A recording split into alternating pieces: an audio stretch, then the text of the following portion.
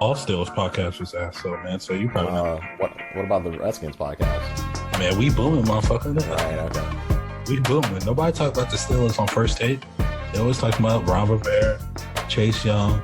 You know what I mean? Just got the new pick. Right. Yeah. Yo, what's going on, everybody? This is the Highly Advised Podcast. You checking in with us right now. 3 of your best friends. Right now, we on episode 10, right, fellas? Yup. Yeah, so it's episode 10. We coming through a nice little milestone. You know, if you don't know who it is, it's me, Spence, otherwise known as Saint Kitch on Instagram. And I'll let my co-hosts introduce who they are. Go ahead, fellas. Yo, what's good? It's your boy Lau, a.k.a. Big Cozy, Too Cozy.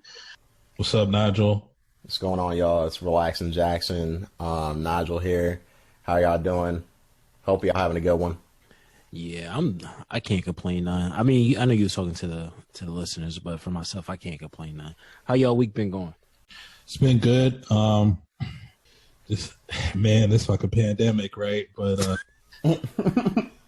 sick and tired of being sick and tired at this point. I mean, it's been good. I mean, I think over here in our state that we live in, that things are starting to open up mildly, but I wouldn't say that we should rush outside yet. But my week has been okay, though. Things aren't going so bad for me. I haven't really been doing too much, just like nobody else in the world has. Hey, yo, can you take this shit off, man? Say what? Yo. Is it really bothering you that much to look at? I keep seeing me aloud. People that are listening, right? And we should actually make this like the screen for like the cover for the next episode. But Nigel got this space background because you barely can see his face, man.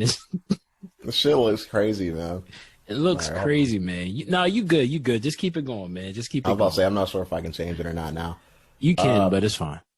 Things are going well. I'm just, I'm enjoying this time at home. I watched all of Friday Night Lights, the show on TV, like the whole series. I finished it, and it's not so bad. Damn, nigga, dog, what you got? A lot of time on your hands? Surprisingly, yes. Who would have thought, right? Yeah. Pandemic, yeah.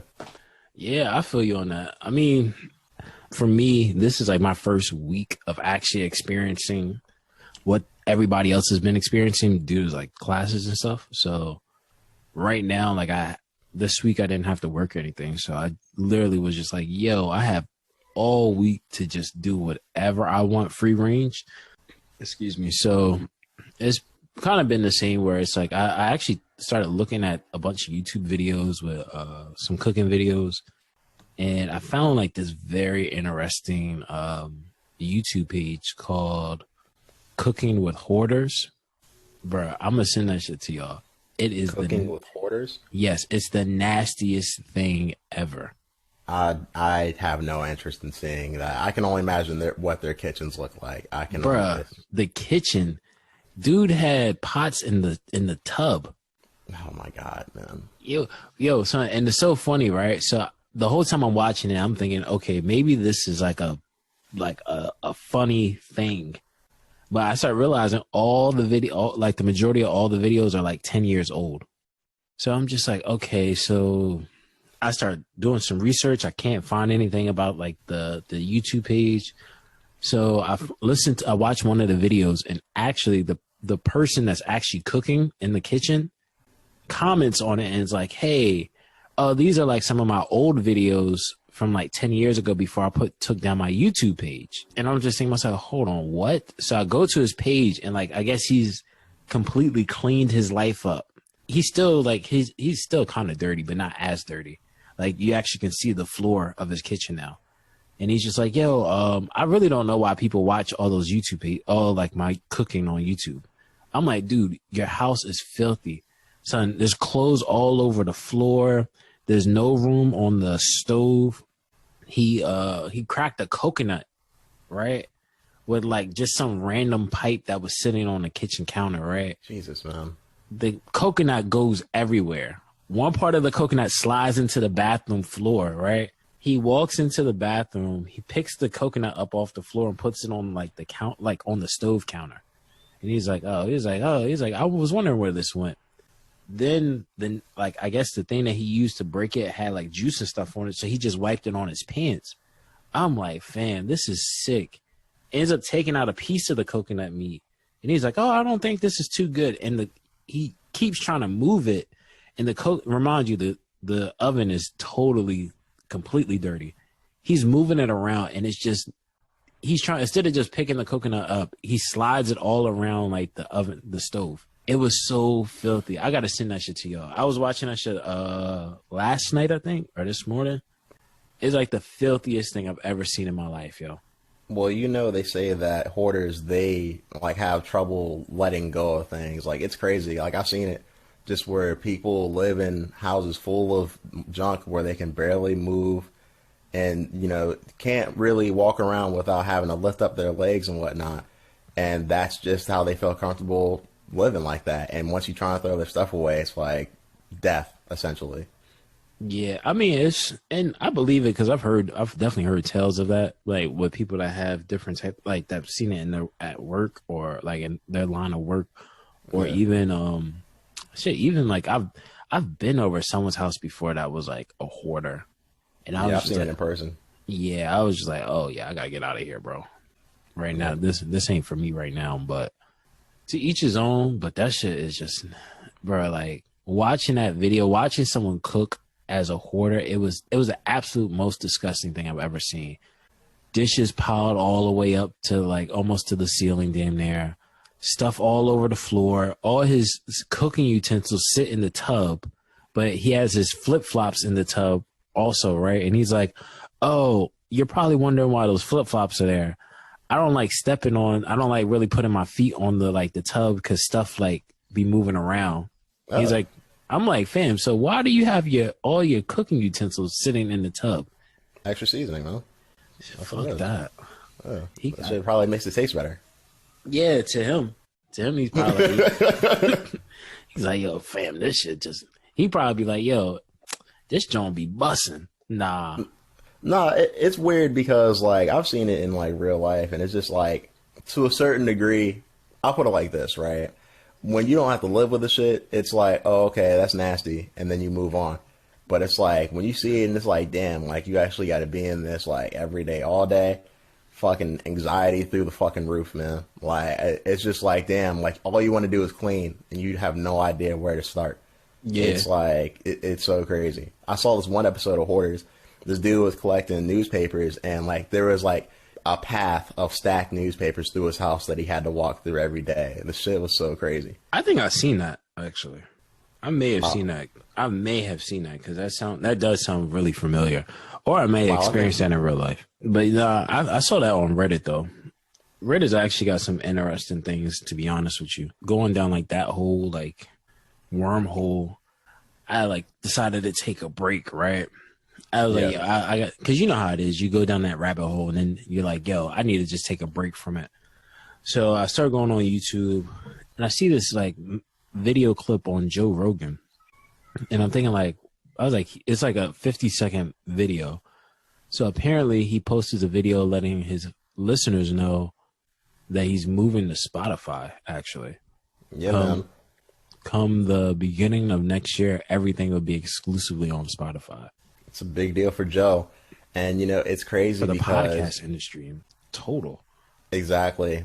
It's crazy because, you know, you see that two of the biggest podcasts, Joe Rogan and Joe Budden at this point in time, are on Spotify. And it seems like they're trying to become like the force of podcasts right now. I think they are becoming the force of podcasting. I think when they took Joe Budden's podcast, I think it was the smaller version of what they would be doing with the Joe Rogan podcast. Because not Joe Rogan, but not Joe Biden either. There's a lot of stuff going on with the Joes. A lot of stuff going on with the Joes this week. But Joe Budden, I think the Joe Budden podcast is essentially carried in the same echelon when it comes to hip hop podcasts, I think, or personalities coming from the hip hop space more of. Some articles were writing Joe Budden when they signed Spotify as what's the guy? Howard Stern. He was like the Howard. Yeah, they were considering Joe Budden that when he signed signed to them because he was like on the front page of like the New York Times for that deal. But now that Joe Rogan has signed, they're considering him to be like not the Joe Budden, but the Howard Stern. The Howard Stern of podcasting, which I completely agree. I think they're saying that the deal is valued somewhere around $100 million. I think he crazy fits money. That. Yeah. Like it's crazy money, and I think he probably fits that bill a little bit more than Joe Budden. Even Absolutely. though I don't think either of them are really like the shock jock type person that Howard Stern was, especially when he like was Howard Stern, you know, as far as like the actual radio show that he had. No, I was just gonna say, you remember that when Howard Stern did a movie? Yeah. And he told Shorty, yo, I want you to go sit on a speaker. And he told her, like, yo, turn the speaker as high as possible. And this is when they had like the floor model speakers. And he told her, yo, just take it, like, you got a dress on, just sit on top, like straddle the speaker. And he was like, all he did was, I think he just hummed into the speaker as loud, because it was like a subwoofer. And I mean, I think you get the rest of it because of the vibrations. Like, right. It was a very raunchy movie for no reason. I guess that was just more of who Howard Stern was. Right. I mean, that's just like kind of like who he was at the time, you know, interviewing the porn stars and shit. You know what I mean? Like just kind of what he is known for, or was known for at the time, I should say. I think he's still known for that to some extent. I think he maybe less of. Well, I don't even know. Let me not even say that because I don't listen to Howard Stern anymore. I haven't listened to Howard Stern since I was a kid. Right. I know he's still like I think he's still one of like the top guys in like radio, like private radio now, I think. What do you think this indicates for Joe Rogan getting this deal and the future of the podcasting? Do you think this affects the future of podcasts? Absolutely. How so? It's like, well, if you really look at it, right, Joe Rogan's deal, from my understanding, is valued somewhere around $100 million. Okay. It's for 3 years. It's exclusively on Spotify for 3 years, right? Okay. And after that, he's licensing his material to them just to add that in there, just to remind you of that. So he owns everything. Even the content that he creates in the next 3 years, he can take that and put it somewhere else. Okay.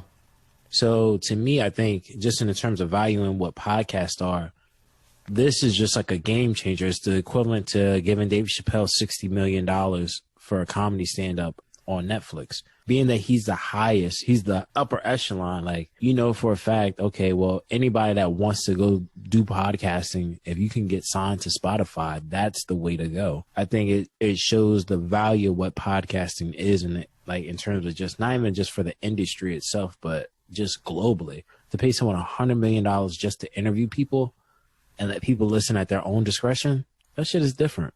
I'm curious as to, you know, how this will affect the other streaming platforms. Like, I'm pretty sure Apple would be number 2, if I had to assume, as far as podcasts go.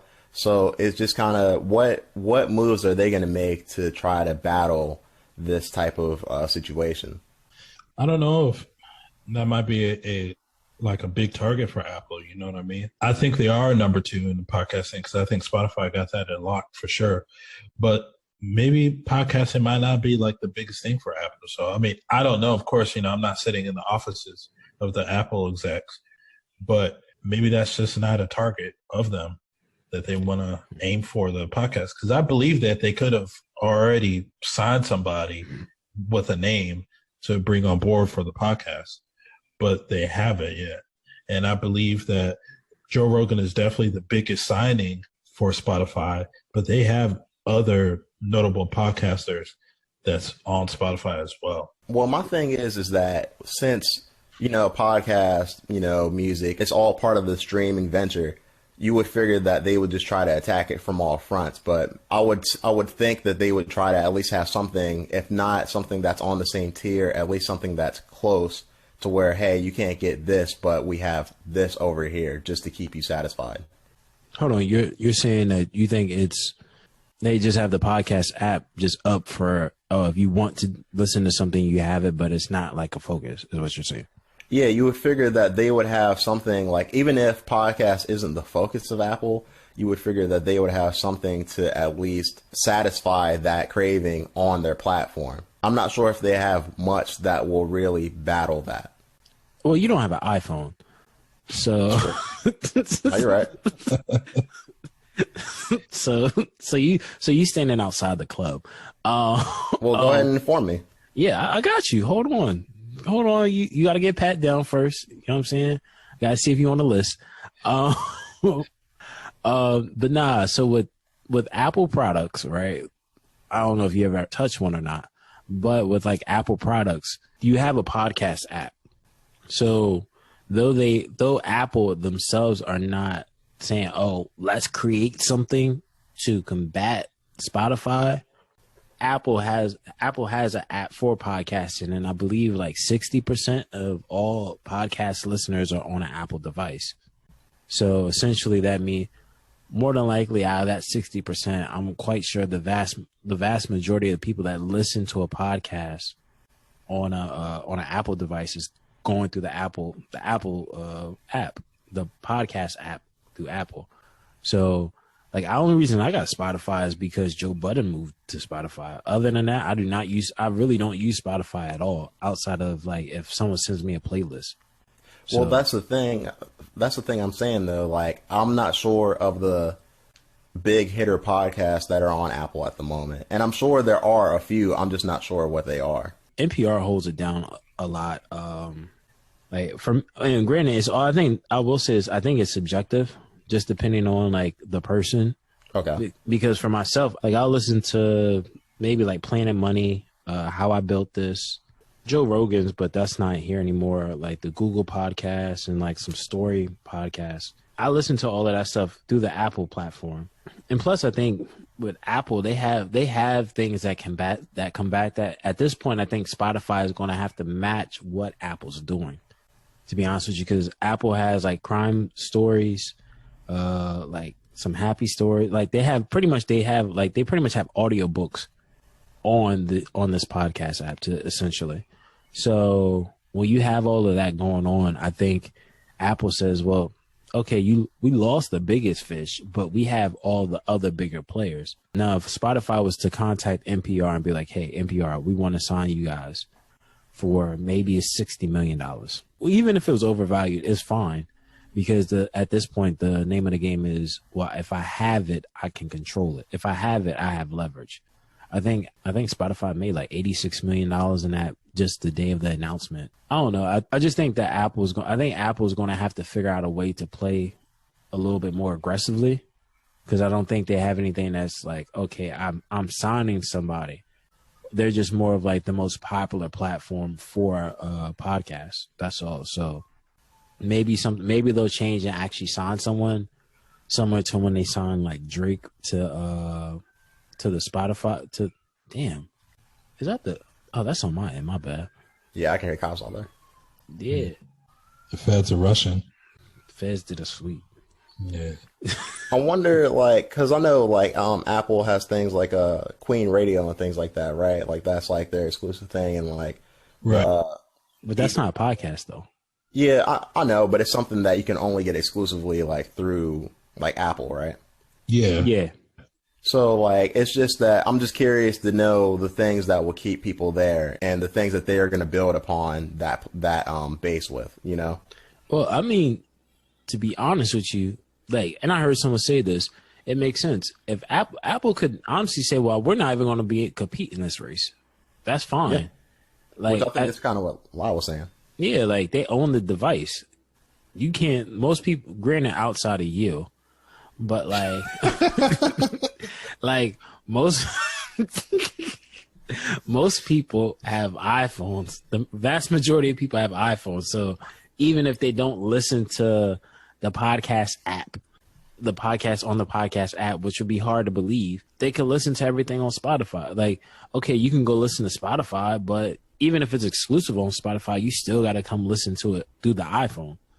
So they'll make their money that way. So my biggest concern really is if they'll eventually monetize, or if they'll eventually monetize the amount of streams a person gets from podcasting. That's my biggest question, because you got podcasters like someone like Joe Rogan. Pretty much he's going like 20 times diamond. He's going like 20 diamond in a month Like, because he's doing what, like 130 million downloads in a month. It's numbers right there. Yeah, I think that'd be a conversation within probably in the next 5 to 10 years. So Yeah. I think I'm definitely curious to see what happens with this whole streaming war. I think it's just another step in the process, and I'm curious to see how it all plays out. You know what I mean? facts. You know, it's crazy. I was actually listening to the Breakfast Club interview with Joe Biden and just hearing as to what he had to say about Charlemagne, or to Charlemagne. And, you know, I'm not any more confident in him than what I was prior to that interview. You ain't black. That's why. That's why, I guess. It must be. Joe Biden would know the best, right? Exactly. According to him, he have, trouble deciding between him and Trump. You ain't black. This is ridiculous. Like, I heard that and I was just like, oh, he's trying to throw this one away. Like, he essentially is just trying to give Donald Trump the alley-oop, I just don't understand as to what in his thought process made him say that, He could have just ended the interview and it would have been fine. Like, yeah, it didn't really help or hurt him, but that is just not what you want to be heard saying, I think that's something to where, like, okay, a lot of people might think that, and a lot of people might say that in the comfort of their homes. But the thing is that seeing as he is trying to become the president of the United States, people are going to look at that a certain way, especially since he's an older white man saying that. People are going to look at that a certain way. This is very interesting because, so Diddy, he came out a little while ago and said this year the black vote ain't free. And it's interesting he says that because, it shouldn't be free at all. It should never be free. The thing is, our choices are hard. Just like last election, the choices were hard. This election, the choices are hard. But unlike last election, there's people that's from the urban community that's going to vote for Biden because they're sick of Trump. Unlike last time, people, they didn't want to vote for Hillary at all. The people voted Hillary in, technically speaking. Technically. From the popular vote, but unfortunately with the electoral colleges. Which is a rarity, where the electoral colleges and the popular vote aren't, they're not the same, but. Well, remember, that's how Bush beat Gore. Yeah, Florida. Yeah. Yep. The electoral college thing. I think our people are gonna, when I say our people, I mean like the black community and stuff like that. Our people could be everybody, but specifically the black community. I think we're gonna go for Biden just because we really want Trump out of there. But I don't think Biden is for us all the way. I don't. And it's sad because for another term, we have to have somebody, no matter who wins, that isn't going to really uplift the black community the way it should be uplifted. And I don't mean like, giving us the homie handout. I'm not saying like that. But let's be real, black people are usually an afterthought after these elections. So it's a real unfortunate situation. And I feel like Biden coming out and saying that, it doesn't help, or it doesn't really give us the assurance like, yeah, man, you're the candidate for us. Yeah. So I agree with some of the things you said, with some of the things both of y'all said. I actually watched the interview 3 times. And the thing that I've gathered from this is I think it was poorly executed. His statement was poorly executed. I think he should have just left race out of that statement. Right. But I understood why he put race into the statement, being that the interview was basically an interview on black people. Like, the reality of that whole interview is that it's a conversation about the black community, because even Charlemagne starts the interview off with, there's a lot of black issues that we're going to have to get to today. He's like, oh, yeah, and that's why I'm here. So my belief in the statement, I don't agree. I don't like the statement. I think it was very distasteful, personally. But I do feel like that statement was like, okay. I felt like he was trying to joke, and it was just poorly joking. Like when Lau was saying about how like people will get the short end of the stick, right? Like, how often have we not gotten the short end of the stick in this situation, right? like in terms of like politics, especially in terms of like when we go to this high at this high of a level, is rare. I think it's not rare, but it's few times, I'll say that much. We have had presidents that have been like, oh, you know, let me try to help the community out in this way, whether it's helping giving them freedom or getting them out of slavery, whatever the case may be, or even like having a black president. But I think with Joe Biden's conversation, I think he needs, because I was just talking about this, looking at that interview, it just kind of was like, okay, like the first time watching, I was like, oh, this is like him kind of like pandering pretty much to the community. And then I turned around, was just like, okay, all right, the premise of this whole conversation is just him talking on black issues, him addressing black issues or black issues and the discomforts or the possible discomforts of his past. And I realized like, okay, he did what he was supposed to do, but I think at the end of the day, it was just super distasteful. Hopefully he's able to win, only in this case just because of like the common saying right now by many people is like it's the picking the lesser of two evils. The biggest issue I did have with the interview was it seemed like, and I haven't watched many Joe interviews at all, but it seemed like he was kind of mimicking more of the style of Trump. If that was I the only one that felt that way from watching it? Right. I felt that he was doing that, but I was also feeling like he was changing his tone just because he was on the Breakfast Club when he was using certain phrases. Come on, man, check my record. Yeah, he's stuff like that. Look at what I did. I did this. I'm leading the polls right now. He did that a lot. I bust their ass. I didn't like any of that shit. It's like, look, me neither. I don't think the way to beat Donald Trump is to be Donald Trump or be his, his mayor, essentially. Like, you have to actually come through with actual issues and try to have an answer to those issues. Like, people have things that they want to change. Give us an answer for those things that we want.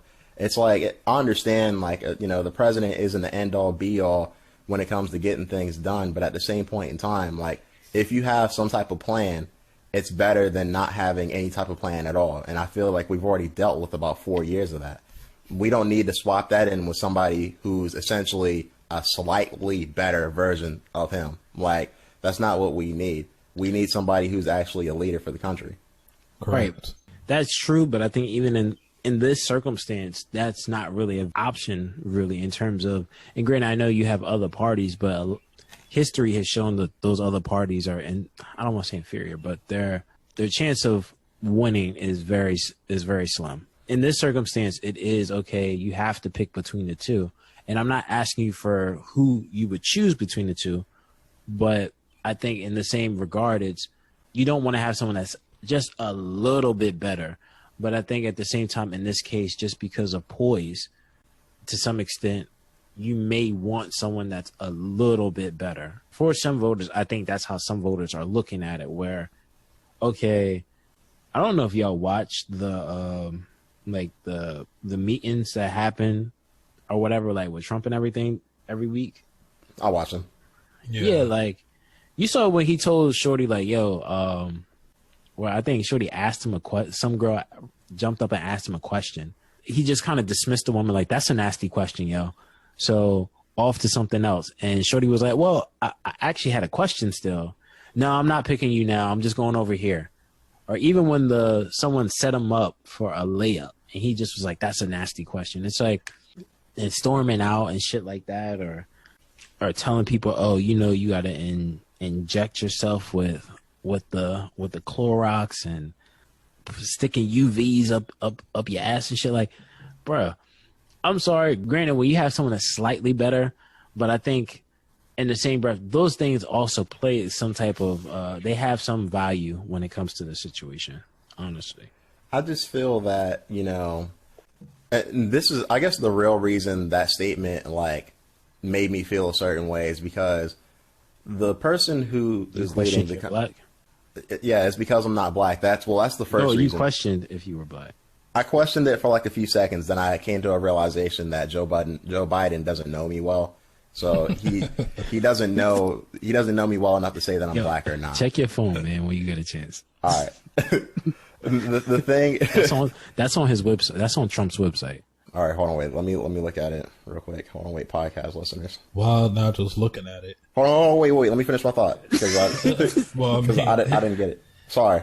The real reason why it bothers me that he said that is because I feel like the leader of our country, whoever that person is, whether it be Donald Trump, Joe Biden, whoever, I think they should just hold themselves to a higher standard because, you know, I remember when I was growing up, you would hear people say, like, I want to be the first black president. And it's just like, when you see things like that, it's like, do you really want to be like that person? Like, you would figure the president would be somebody that people aspire to be, and they think that that person can make change, and they're not saying like, oh yeah, I'm pumping myself with Clorox, and oh yeah, if you don't know how to make the decision, then you're not a black boy. You know what I mean? Like, it just doesn't make sense. And I'm saying that because of kids, not, you know, you can be a black man, black, you know, person, you know.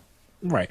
Well, yeah, from just that standpoint, yeah, but in the same breath, I think we have to remind ourselves also, this drastic change in what a president is based off the past 4 years. You have to remind yourself, I agree. Because prior to 45, the past 8 years was Obama. You saw, and I think in terms of what a president is, and I'm not even going to say anything about Trump, but just in terms of what a president is, or just what a black youth can look at and say, like, if I said I want to be the first president, and then that's the first black president, and I could say, okay, that's what I aspire to be. So we got to remind ourselves that this has only been like a 4-year thing. And I think when you remind yourself of, when you actually take a step back and remind yourself of how this guy got in, you start to remind yourself of, oh, well, he was talking about grabbing him by the pussy and cheating on his wife or something like that with a stripper. Like, these are things that have been just like shadowed over because of time, I think, and then just other shenanigans. So I think these are things that a person has to take into account. And I think with Joe, I think the reason why he said that was just based off his conversation, right? And there was a lot of people that were like killing him for this on social media, but like, because of the conversation, I think it was just like, yo, I did this, I did that. I'm pretty much trying to say I've done all this for black people, right? Allegedly. Right. I don't know how true it is because I need to do my research, but I've did all this for black people. The divisiveness that has occurred in this country is based off of certain influence. Based off that divisiveness, I'm the opposite of that. I think that's what Joe was trying to say, and then put it in, well, if you don't know who to vote for, you're not black. I think that's tasteless, like I said, but I think that was where it stemmed from. But at the same time, like you said, like some black boy may question, like, yo, am I black or whatever? But I mean, shit, you got people saying that about grown people that are Trump supporters. So yeah, that's true. It's just, I don't know. It is a tasteless topic, or a tasteless thought to actually verbalize on the radio. That's the thing. Like, if he makes that joke in the comfort of his house, nobody's gonna know about it, and I won't care.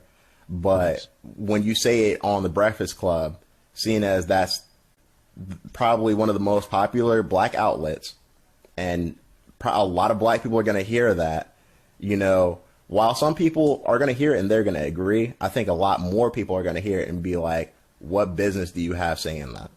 That's true. That's true. I mean, I think, and and I think that's where right now why he's also said, like, he's trying to walk back the statement, but you know how it is at the end of the day. To me, my belief is once you say something, you said it.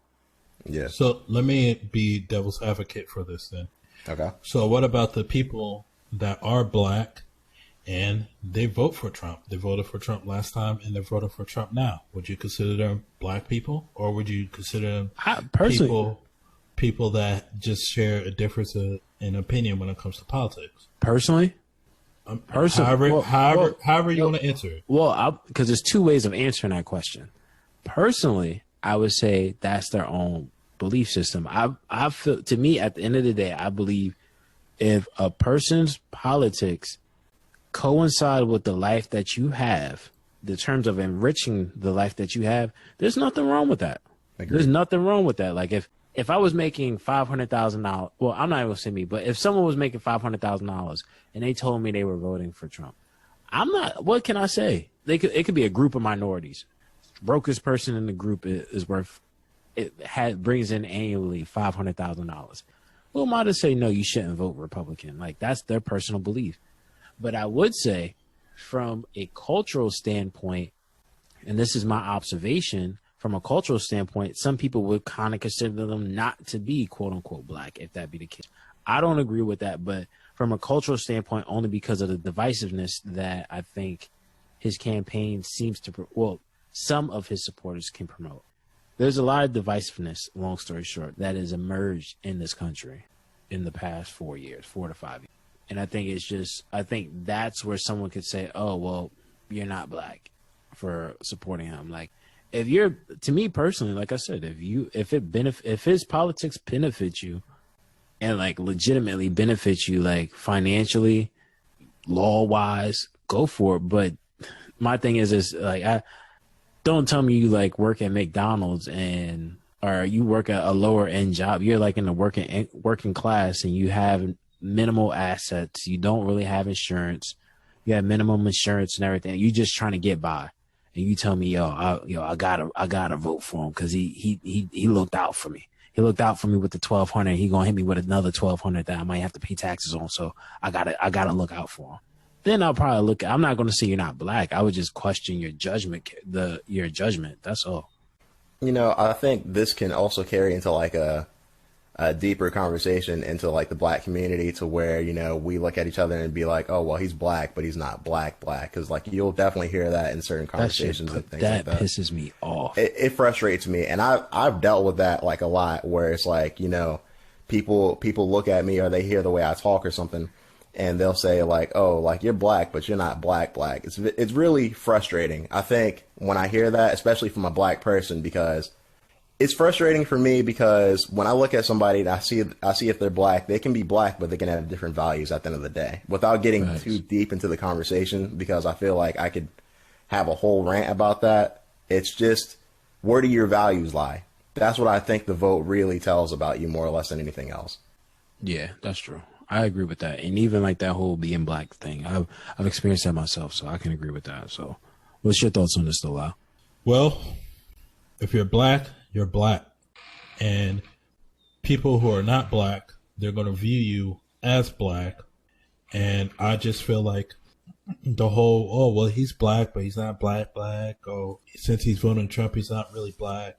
I think that's one, nonsense, and I think it's silly. And I think because at the end of the day, everybody's just you're still going to be looked at as a black person, male or female. And it's just another nonsense narrative that people bring up. And I look at it like as an insecurity within oneself to bring that up. Or I don't think it's insecurity. Or if it's not an insecurity, that it's something that somebody really does not understand because they haven't been exposed to it yet, but they're being ignorant to it, so they're just coming out with the insult saying, well, he's black, but he's not black. I agree that if Trump fits your lifestyle, especially financially, if you believe that voting for him is going to help you in your lifestyle, then that's for you. He doesn't fit my lifestyle. I'm assuming he doesn't fit your guys' lifestyle as well. But, I do know people that will vote for him, but it's because that fits their lifestyle. And I just feel like because you vote for him, it doesn't mean that you're not for the people or nothing like that. People like to mix up that narrative and twist the narrative because you vote for him or you vote for Biden, you're part of us. You're in or you're out. And I don't think that's fair. What do you mean in or you're out? So if you're a black person, or let me just say minority person, and you vote for Trump, well, you're not for us. You're not Hispanic. You're not really black because you voted for Trump, because look what he did with the wall and look how many racist things he says. Versus if you vote for Biden, well, yeah, Biden's not great, but at least you're not voting for Trump. I don't think that's fair. I can see both sides. I'm not saying it's right, but I can see both sides. Because someone can also, like, someone looking from the other side could always say, well, for you to co-sign someone, pretty much is saying, okay, like everything that you've seen, you find it still to be beneficial. So it essentially means you encourage the behavior still. That's how some people can look at it. And that's why I think some people make that statement. Because I personally I didn't go through it, but I knew people that were going through, like, I saw the trauma people were going through when they were afraid that when the whole situation of like deportation was so high and rampant, like seeing that and even meeting people and knowing people that either it could affect them directly or indirectly. It was like, that was a growing concern of mine. If I, for instance, was to say, oh, well, it financially benefits me, so I'm going to vote for him. But I see people that are like going through the trauma of, oh, well, deportation and losing their jobs and shit like that. If they said, oh, well, essentially in this moment, identifying someone with a race or stripping someone from their race based off their political views is pretty much saying you just don't, I think they're trying to say that you don't identify with that struggle that minority may be facing because of at the end of the day. And I think that's why I think in this situation, I think that's what that comes from. Yeah. And I can understand that that's probably what he meant, but like you said in the first place, it was poorly executed. Exactly. I think that's why we're having a conversation now, because he didn't really put too much thought into what he said, and he just kind of blurted it out. Exactly. But you know what's really been poorly executed though? What's that? Like, I don't know if y'all been keeping up with it, but well, not even poorly executed, but something that kind of like got me was the Jon Jones shit, man. Oh man. Yeah, because I don't know if you saw it, but like on Twitter, him and Francis Ngannou have been going back and forth, right? So he finally sat down with the UFC and tried to negotiate a contract for a future fight with Ngannou to get some more money. And they were like, nah, they pretty much dubbed the shit and was like, nah, bro, you get paid. Well, he got paid to fight. What's the bull name that is questionable that he lost to? Dominic Reyes. Yeah, Reyes. Like, well, he got paid to fight Reyes is the same amount of money he get paid to fight Ngannou. No way in hell. I'm not fighting him and taking that chance to get knocked out cold for the same amount of money. You're going to have to double that. I think the UFC is not paying Jon because he's not Conor McGregor.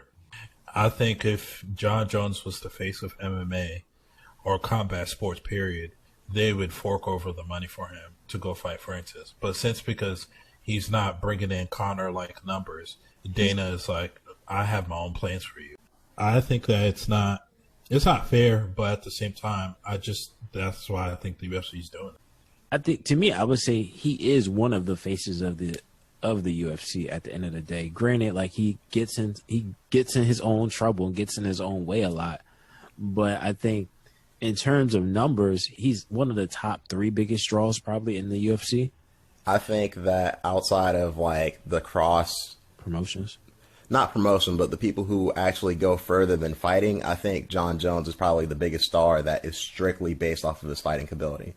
Facts. I can agree to that. Well, what about Khabib? I honestly think Khabib is the number 2 just because he's the guy that's famously known for beating Conor. Yeah. But I think Khabib, the reason why he's also the number 2 is because he's Muslim.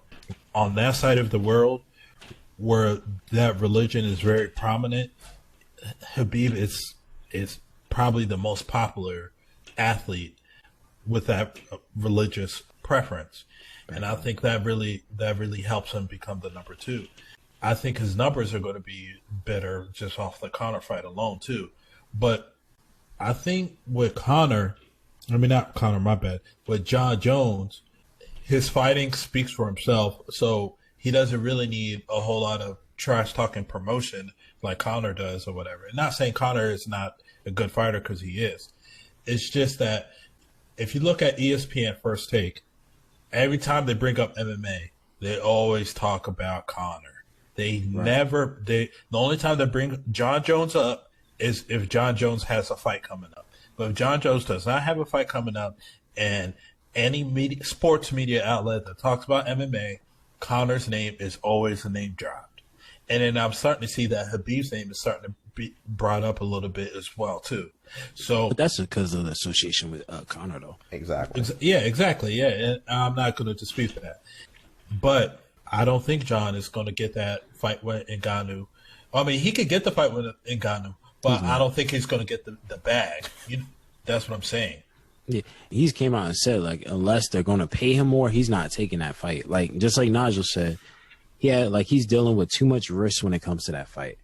Like, and on top of it, the wild part really is that the UFC, he said, really was telling him that, yo, we're going to hit you off with a good bag. If you ever decide to go up to heavyweight, we're going to restructure the whole deal. That's what Jon said. But Jon has to realize that he kind of, he effed himself a bit too with all his troubles outside the UFC. And plus, his past 3 fights, they weren't, barn burner fights. Especially with the last 2, people are definitely questioning if he won those fights. So I think people would love to see Ngannou Jon Jones fight, but when Jon Jones asked for more money, I think the UFC is using his past stuff as leverage, kind of like, no, we're not going to do that. Well, you said it wasn't even a leverage thing. They just told him, nah, off top. They didn't even give him a reason. They was just like, nah, we're not paying you no more. We're not paying you any more than what you getting paid. Like, to me, I just say to myself, to me, that's bogus. I don't care what anybody says. Like, though, granted he is a liability. He does have some liability factors because of everything that surrounds him. But in the same breath, when it comes down to it, the thing that makes Jon so much more lackluster now is the fact that, granted, he has some questionable fights, but there's some talent in his division now after looking at the Reyes fight. Prior to the Reyes fight, it was undisputably by almost everybody, even y'all, I believe. Oh, Jon is just looming. He's just hanging around. He's just hanging around in his division. Right. Nobody can beat him. So at this point, that fight is going to sell like something crazy, even if it went from him fighting Stipe, him going up to fight Stipe, or if he fought Ngannou. I think Ngannou would sell more than him fighting Stipe. Definitely with the type of promotion that they can give to that, dog. And you seen how Ngannou wins fights, hands down. The type of shit talking that could happen, hands down. I think Dana. There's a reason why the UFC said no, and Jon came out and said they flat out said no, but the UFC definitely has a reason that it's just not publicized why they didn't. They just said no. I believe that Dana, he's not fucking with Jon right now. I truly believe that. I truly believe that Dana really wanted Reyes to fight Jon again. I really believe that, because if that's the case, he would have got that fight. They probably would have hooked him up with some more money too. But Dana doesn't want it. He really does not want that fight. I think the reason that they're not making the fight is just because of the risk involved. Like, Jon Jones, the way he's seen right now, even if he's had questionable decisions, depending on the person you ask, he is seen as being unbeatable right now. If he takes this Francis Ngannou fight and loses, then that aura around Jon is gone forever. I think the aura was gone 2 fights ago. I mean, how? I mean, he hasn't lost. Yeah. No, he hasn't lost, right? But people who actually watched his past 2 fights, they would see, okay, there's a good majority of people thought he lost to Thiago Santos. And then also even more people thought he lost to Dominic Reyes. So that the mystique of him being invincible in the octagon is fading away. It's not like... But he's still winning, though. Exactly. He's winning. He's winning because, the judges awarded him the decision. It's kind of like the Floyd Mayweather, Oscar De La Hoya. There's people that are like, oh, well, Oscar actually won that fight. But if you look back at the record books, you'll see it says Floyd. But if he actually won that fight, you might sing a different tune. You know what I mean? No, so I watched that fight. Floyd won that fight. No, okay. I'm not talking. I'm not talking. I watched that shit too. I'm just saying. It was like this the whole time. Oscar was throwing like 1,000 punches. He just blocked. I'm not.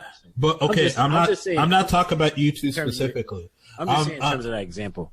Okay, but there's people that thought Thiago beat Jon. Chaelson and Michael Bisping, they both thought Thiago beat Jon. The whole world well, I should say the whole world, but a lot of people thought Dominic beat John. So he's not so invincible, you know. So I think that mystique faded away about 2 fights ago. I think the reason why Ngannou versus Jon Jones is going to sell a lot if that fight were to ever happen, because it's kind of like, well, John is not as perfect as we believe anymore, and Ngannou has this crazy knockout power, so it has that big what if, and that sells it. If John was this super invincible, kind of like what Anderson Silva was in the mid 2000s, I don't think as much people would really care. See, but here's the thing, though. As long as Jon Jones doesn't have an O on his record, technically right now he does not, he still has that aura. Regardless of the way he won, regardless of, like, that's like, all right, for example, because of the Matt Hamill fight, but we all know how that went. Yeah. But the thing is this, right? The thing that hurts records is like an actual loss, okay? So the thing is that, yeah, you can question whether he won or lost to those people, but at the end of the day, his record shows that he won. The only loss he has was another technicality. Like, that aura is still there, and I don't think people are really questioning the record of Jon Jones or his abilities at all. Like, if anything, that people might be saying they think he's slowing down. To be honest with you, I don't even think he's slowing down. I think the game is finally catching up to him. I agree with that. And the thing is that I just don't believe that people really have an idea that was different about Jon Jones than what they had a few years ago, because he's still winning. He's not looking bad either. No, he's looking kind of bad. In both fights with Thiago Santos and Dominic Reyes, he didn't look so great. He didn't look so great, especially the Thiago Santos fight. Well, I thought he should have finished him, but he really didn't. So, and Dominic Reyes, you can't lie. We both watched that fight together, and I was shocked on how well he was doing. Both of those fights were competitive. That's what I can say. And see, that's the thing, because there was a tweet that a fan sent to John, right, asking him what matters more because he was talking about the whole the money thing, and they said, what matters more, money or legacy? And he came out and said, he was like, money matters more than legacy at this point in my career, because the legacy that I have is I've been a champion for 10 years, like the youngest UFC champion, probably one of the longest running UFC champions, and arguably probably one of the top 3. He's considered one of the top 3 fighters of all time. When you look at all of that, financially, the game is finally starting to catch up to him, bro. So with the game finally catching up to him, it's like, oh, he gets nothing off of losing, or not even losing, or making it a competition to go against John and Reyes or Thiago Santos. All right, I didn't watch the Santos fight. I did watch the Reyes fight, and it was a close fight. But at the same time, when you really look at it, it's like, okay, these guys became bigger names just by making it a competition with John. Right. And that's the reality of it all. So, I think that's the biggest part. That's where you can understand where his star power, that mystique of who he is still there, because his mystique, his aura, his mystique is still there, that if you can make it a competition with him, the same way when Floyd fought Madonna the first time, and people argued that Floyd should have lost the fight or whatever. Yeah, yep. And Madonna became someone known at that point because he fought Floyd, and even though he lost, he made it a competition, quote unquote, because of his style of fighting. Right. When you look at John, they made it a competition. He still didn't lose the fight, and at the end of the day, that's the reality of it all. No matter if it's a good call or a bad call, just like I think me and you disagree on that. I think Johnny Hendricks beat GSP, but yeah, I thought GSP did enough to win. Yeah, and but that's to each his own. And I think even when you look at fans, that's how that's going to come across. But to say, okay, the game is finally catching up with him, but he's saying, hey, there's not much left here for me. Let me go make some bigger bread at the end of my career, because he came out, even in his tweets, he's like, I could really stop fighting now. I have nothing left to prove. And you look at, okay, if he fights Ngannou, he deserves the bag. He deserves the bag because he's done enough for the company. He's still doing. the fact that someone can be competition to him, actually, the fact that Reyes is competition, right, is deemed as competition. Yeah. He's all of a sudden, he could be the next guy, blah, blah, blah. I mean, people forget when Alexander Gustafsson fought him. Yeah. Initially, people said, he might actually be the guy now. Like, he gave Jon some competition. He might actually be the next guy up. And then look at him now. Like, where's his career at? Like, yeah. Look, I'm not disagreeing with none of the things that you're saying. I just think that Dana's not fucking with Jon. And I think that's the reason why he's not getting that bag for the Ngannou fight. I think Dana really wants that Dominic Reyes rematch. And there was an interview that came out where Dana said that was the fight that he was looking at. So, kind of hinting like, yeah, this is the fight that I might try to set up next. But right. Jon, he already came out and said, hey, if you want me to rematch Reyes, I need a bigger bag. If not, I'll fight Jan Blachowicz, you know? Mm-hmm. It's safe to assume that he'll probably run through Jan Blachowicz. But I think that Dana is really not fucking with Jon, man. And Jon has already came out in the past and said that he had his issues with the execs at the UFC before. So it could be another chapter of that. I do think at the end of the day, the UFC might see Jan Blachowicz as not Jan, but Dominic Reyes as the bigger fight between, him and Jan Blachowicz. So I can understand why they would go in that direction. But I think if Jon Jones is going to fight either Dominic Reyes or Francis Ngannou right now, then I wouldn't blame him for going for more money with either of those fights. Yeah, because they're going to be big time. The rematch, it sells itself, you know what I mean? Just because the fight was so competitive. And then if he does fight Ngannou, the what-if factor is going to sell itself. But Jon, I'm not mad at Jon for saying like, yo, I want a bag for those fights, because he should. He's pound for pound #1 fighter in the world. I don't give a fuck Habib. It's Jon Jones. and Jon Jones, after the GSP Anderson Silva era, it's been nothing but Jon Jones. Yeah, I feel like and fuck Anderson Silva too. I really think it's GSP and Anderson. No, man, because I could go into the whole Anderson Silva. I know. Another time. But Jon Jones is really, when we're talking about just fighting, Jon Jones is the guy. The guy. Now, as far as popularity goes, we all know it's Conor. But just fighting alone, Jon Jones is the guy. He's earned the right to ask for more fucking money. There's no way. And sometimes I always found it a little baffling on how is he making $500,000 and he's winning his fight versus Conor. And I love Conor. I'm a Conor guy, but Conor is like 2-2 in his last 4 fights.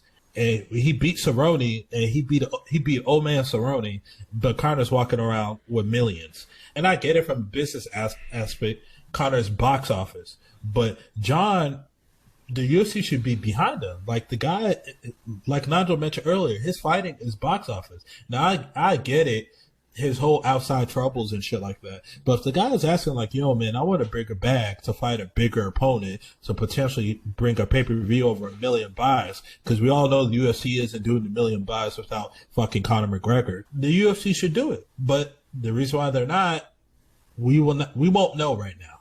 Right. But it's all speculation. But I think that Dana is just not fucking with Jon right now.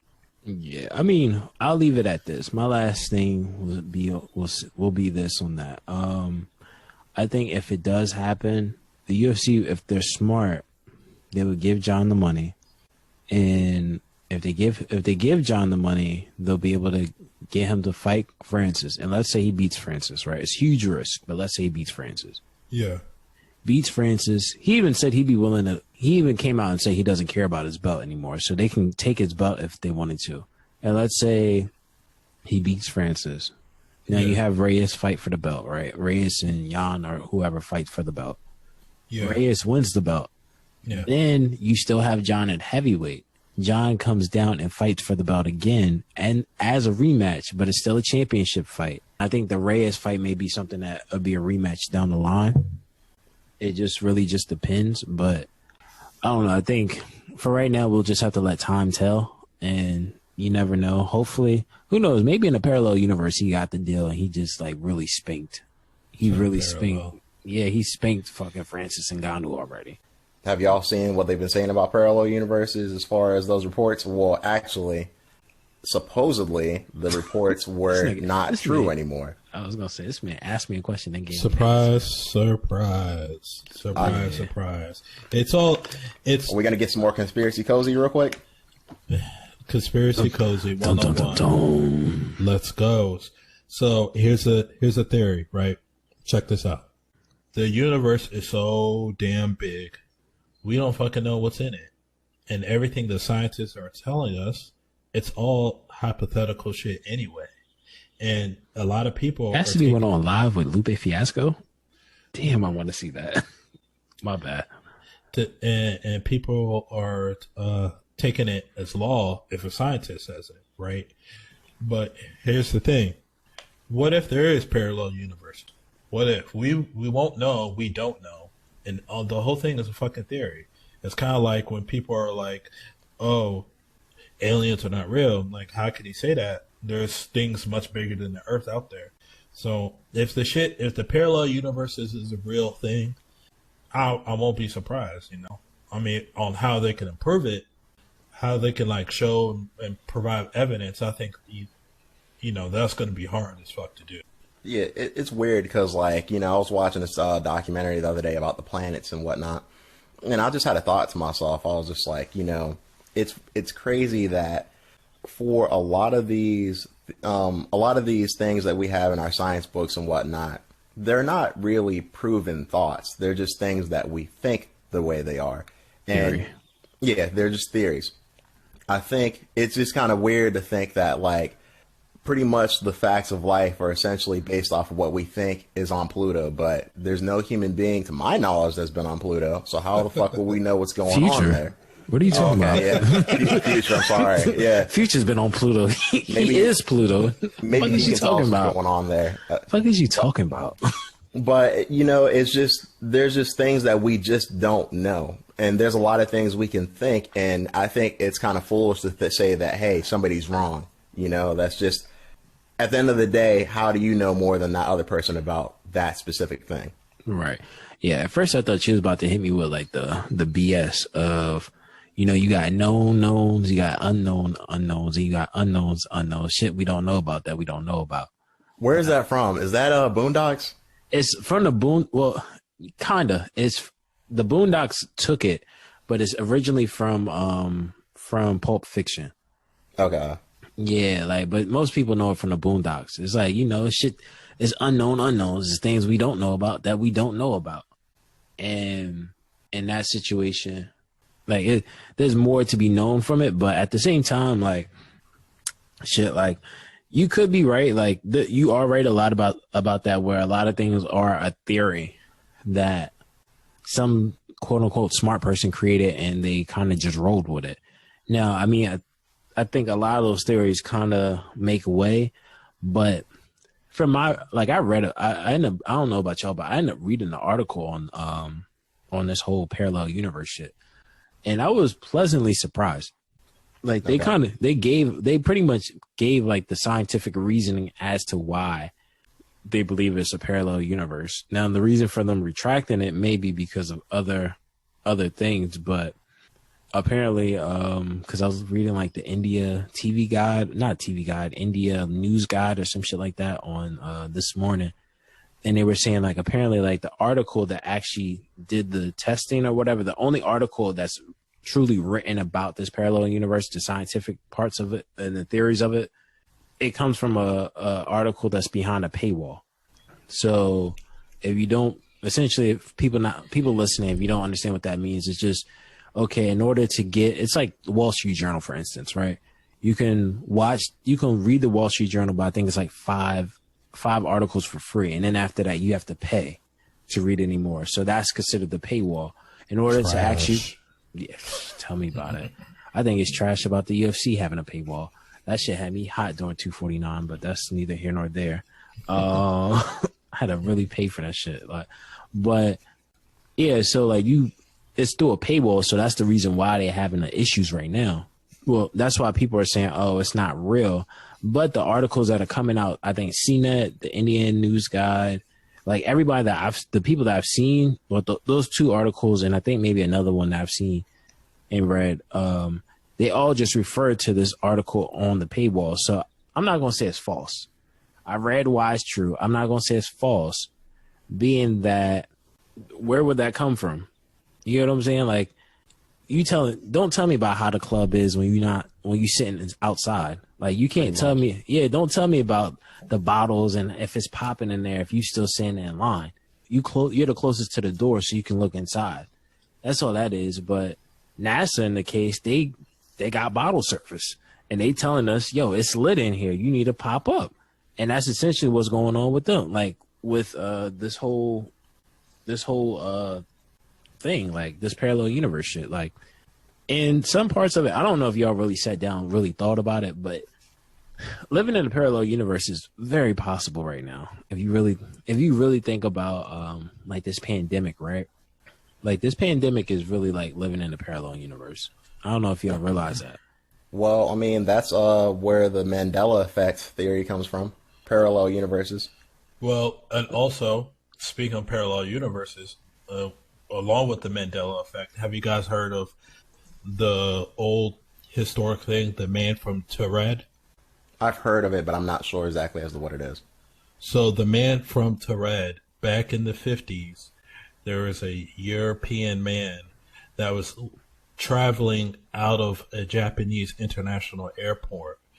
And before he's boarding his flight, they were checking his passport, and the flight attendant, or if that's what they call them, that to check the passports, that was looking at the passport didn't recognize the country of Tered.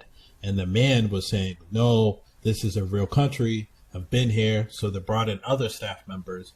And then they thought this guy was like a low-key terrorist, because in the 1950s, their GPS function, they couldn't find the country of Tered. So they asked him to point where Tered is, and he pointed somewhere close to Spain. But they're like, no, that's another country.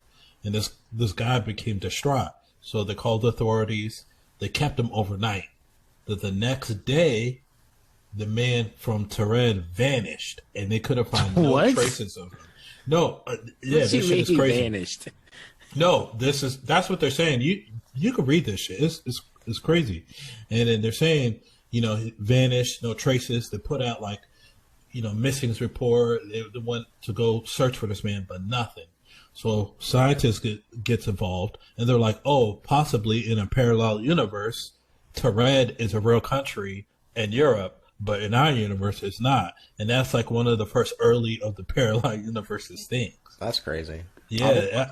Did y'all hear about that? Sounds crazy. I mean, that sounds crazy, but I think at the same time, like, dude probably could have just left, hopped on another plane, said F y'all, hopped on another plane, and just went about its business. Maybe Tered, it could have been a transfer issue, a translation issue or some shit like that. It's possible.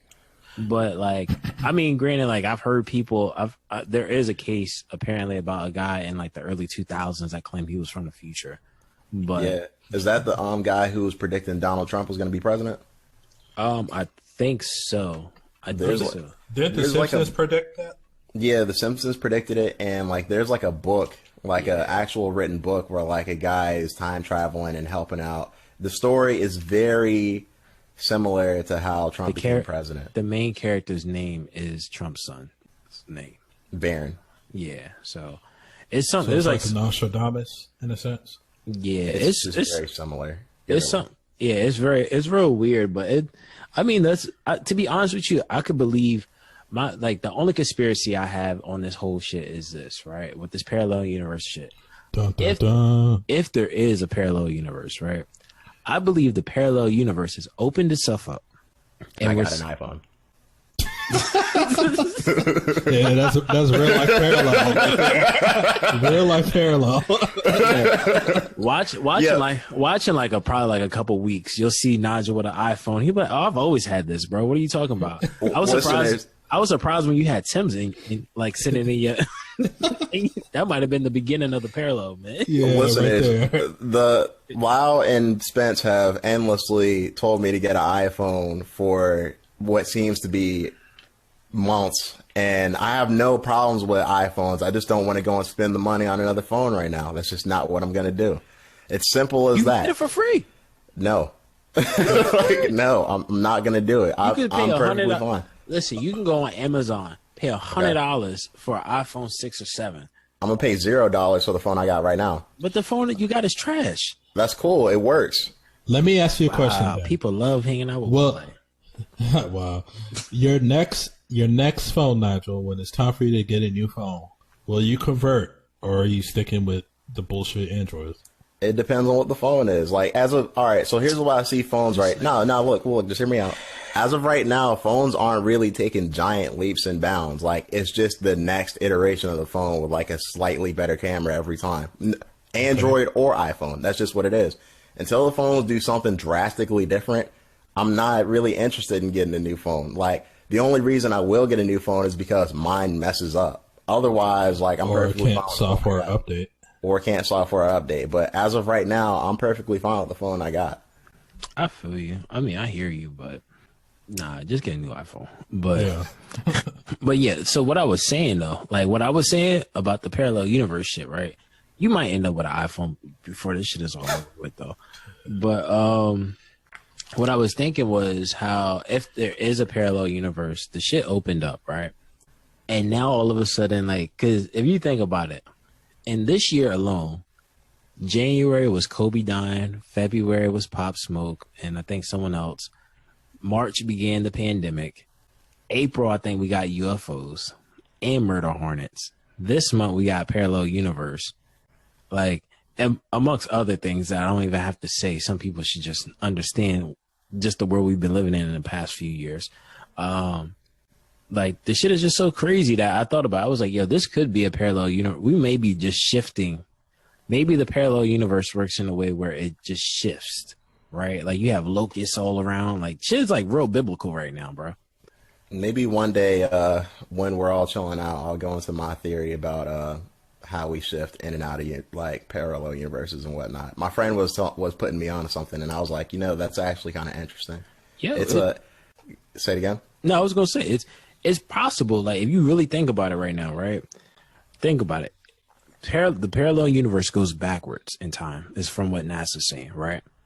If you pay attention to what we're doing, like the life we're having to live now because of the pandemic, we're going back in time. Stores close at 8 o'clock. To get your food, right? If you order like fast food or like, let's say you order something from like some restaurant, right? And you go to pick it up.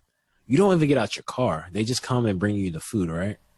That's similar to like a bellhop service back in the day when people was rolling on skates to come take your order and all of that shit. Like back in like with Sonic or something like that. Essentially, it's almost like being in a parallel, like just in those aspects of going back in time, or even like the disparities of. It's just some disparities that go on out here. That you want to elaborate? Nah, I'm not really going to elaborate, but there's some disparities that I think people are facing right now that are very similar to other people, what other people have always faced in some capacity. So I think even seeing that shift of people being upset about the disparities in their life due to the pandemic, like I think that's just another thing in terms of, oh, look at people complaining about the pandemic when like these are disparities that I've faced all my life, but this is an issue for you now. So, and that can be a bevy of things. So people better chill in the house and get a fucking hobby now. Like, we went through this already, bro. Nobody, I know, man. Nobody had, these people are boring and they don't have hobbies. Like, fuck those people. Fuck them. Fuck all of them. No, I'm joking. Listeners, I'm joking. I was going to say, some of them. You are joking, listening. Do we really have anything else to cover for this week, y'all? I think for the most part, we got all the big stuff out of the way. Yeah. Oh, speaking of, we got most of the big stuff out the way. But one thing I did want to bring up was, like, I don't know if y'all saw it or not, but, like, this whole, like, the cancel culture shit with Doja Cat. Yeah. Yeah, like, I just want to bring that up real quick because it looks like I checked my timeline this morning and I read up on it. It looks like they're trying to get her the fuck out of here, bro. It's picking up steam. Why don't you inform us and the listeners as to what's going on? So apparently, Doja Cat, they're saying that Doja Cat has came out openly before and said, well, actually, that wasn't her. It was somebody else that was making a song to Doja Cat. But she puts herself, apparently people are saying she aligns herself with alt-right people, either being in chat rooms or being in like, I think it's chat rooms and like other type of like forums or forum spaces where she's aligned herself with just being with speaking and entertaining those that are from the alt-right. And primarily people that are headstrong in racism and shit like that. So, and apparently I guess she made a song called Don't Do It. It was some shit like that. It was called like Don't Do It. Didn't Do Nothing. That's what it's called. And if you go check on YouTube, they have the video from they have the song from 3 years ago. It's from 3 years ago. It came out. Well, no, it came out. Apparently, the song came out in 2015, but it came out. Someone reposted it on YouTube about 3 years ago, and the song is essentially, apparently, the term "didn't do nothing" stems from, I guess, the alt-right. From what they're saying, what they're allegedly saying, the alt-right used the term "didn't do nothing" for victims of police brutality, because it's essentially people that have fell victim to like brutality. A lot of times it's often said like, I wasn't doing anything. I didn't do nothing. I didn't do anything. Like I'm a victim to brutality due to just my race to some extent for the most part. So, and then of course, when someone gets killed, they always the media finds a way of bringing up all the shit the person may have did right or wrong in their life. Well, wrong primarily in their life. So might they call that person a didn't do nothing? Essentially, is what you're saying? Yeah. So she made a song about that, and I had to listen to the song a couple times to really get it. But it sounded like, from my understanding, because it's the song got a bop to it, yo, and I'm listening. I'm like, okay, it just sounds like a low audio, high beat type of song. But come to find out, it sounds like she's just saying like, oh, like a didn't do nothing wouldn't be a didn't do nothing. If he had money, he wouldn't be a did do nothing or some shit like that. So I'm not sure if I'm curious to see how she's going to approach that. But they're saying, a lot of people are saying that it stems from, because it's a term that apparently has been coined since 2015 as a term referring to black people that have been that fell victim to police brutality. So I'm curious to hear what the song sounds like. I think I should give it a listen, and maybe if this comes up in the future, which I'm sure this isn't the end of it, we'll have to speak about this a little bit more. Oh yeah, we're gonna speak about it more because trust me, they just killed Lana Del Rey. So I heard about that. What is that about? I didn't really look too much into it. I found out more about the Lana Del Rey shit after watching the looking up this Doja Cat thing, but it was something about like feminism, and I guess like she was trying to separate. I guess there was something about like her feminism was primarily for non-Africans. I know what it is. I heard about it this morning, actually, now that I think about it. So why are you asking me then? No, I forgot. I forgot that I listened to it. I forgot that I was listening to it. So essentially, essentially what happened was she said that, I see all these female artists out here, and I think she pointed out a few like well-known, black artists, black female artists at that. And she was like, they're talking about shaking their ass and robbing people and da-da-da-da-da. She's like, maybe now I can go back to making music about my non-perfect relationships and things like that. And just saying, like, some people are taking that as like, well, why did you point out those women in particular, essentially? And I'm not sure if she meant to do that or anything like that. I'm not sure where her goal was. It just sounds more or less like she's a hater. You know what I mean? Yeah, that's what it sounds like. She didn't have to name drop all them female artists like that just to get her point across. Yeah. I mean, to me, my biggest issue is if you're going to do something like, I feel as though there's so much inconsistency when it comes to cancel culture. It's really annoying, right? Because cancel culture somehow didn't do this with Miley Cyrus. Like, granted, like people said, oh, we're done listening to her. But I feel as though like if she decided, or even Justin, like, or Bieber, also. Like, Yeah, they didn't cancel the Beebs. yeah, like, And he said the hard ER too.